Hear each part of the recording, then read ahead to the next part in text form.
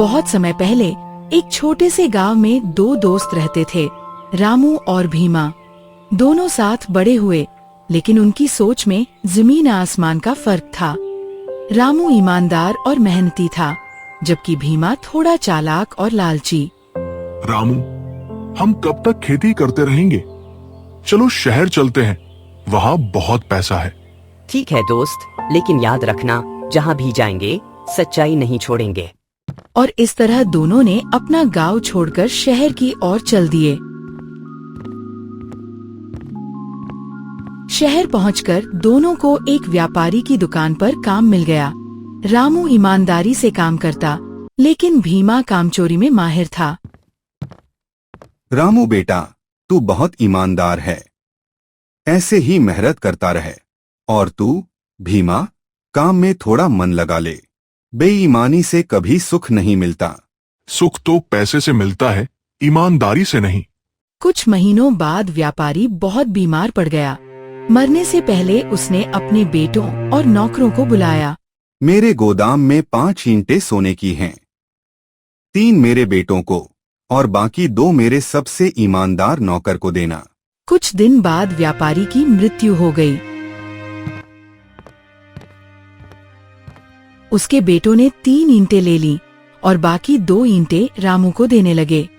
लो रामू, यह सोने के ईंटें तुम्हारे हैं। नहीं मालिक, हमारे साथ भीमा भी काम करता था, हम दोनों बराबर बांट लेते हैं। हाँ हाँ, बराबर बांट लेते हैं, एक तेरी एक मेरी।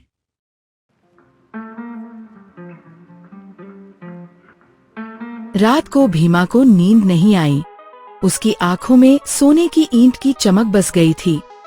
अगर मैं रामू को रास्ते से हटा दूं, तो दोनों ईंटें मेरी हो जाएंगी। सुबह उसने रामू को अपने जाल में फंसाने की योजना बनाई। रामू सुन, क्यों न हम इन ईंटों को जंगल में गाड़ दें?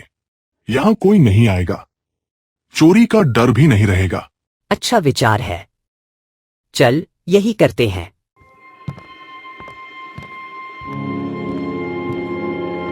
दोनों जंगल पहुंचे। उन्होंने मिलकर एक गड्ढा खोदा और ईंटें उसमें गाड़ दी। पर रात को जब सब सो गए,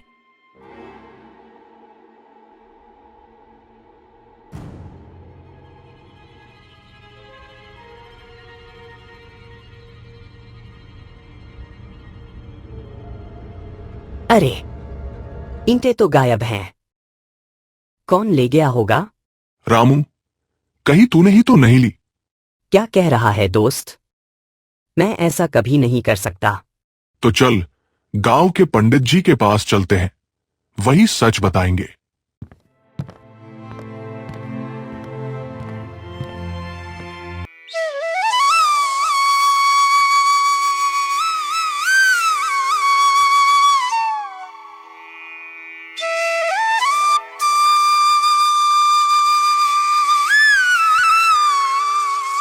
बेटा, सच छिप नहीं सकता, भगवान सब देखता है। अब कल सुबह तुम दोनों यहां आना, मैं सच्चाई प्रकट कर दूंगा। अगली सुबह दोनों पहुंचे। पंडित जी ने एक कलश में पवित्र जल रखा और कहा, मैं अब यह मंत्र पढ़ूंगा। जिसके मन में झूठ होगा, उसके माथे पर राख का निशान उभर आएगा।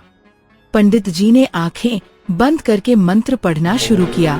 धीरे धीरे भीमा के माथे पर राख का निशान उभर आया।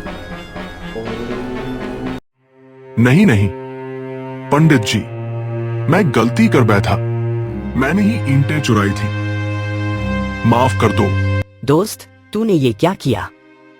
हम दोनों का नाम मिट्टी में मिला दिया। झूठ और लालच आदमी की आंखों की रोशनी छीन लेते हैं बेटा। रामू का दिल सच्चा था, इसलिए भगवान ने उसकी रक्षा की। पंडित जी, मैं अपनी ईंट मंदिर को दान करता हूँ, यही मालिक की सच्ची श्रद्धांजलि होगी। रामू ने सच बोल के बड़ा काम कर दिया। आजकल ऐसा इंसान मिलना मुश्किल है। बेटा, तूने पूरे गांव का सिर ऊंचा कर दिया। मैंने गलत रास्ता चुना और रामू ने सही।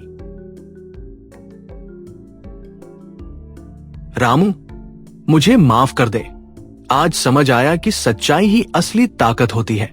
रामू की ईमानदारी ने पूरे गांव का भरोसा जीत लिया और भीमा ने अपनी गलती मानकर सच्चाई का रास्ता अपना लिया।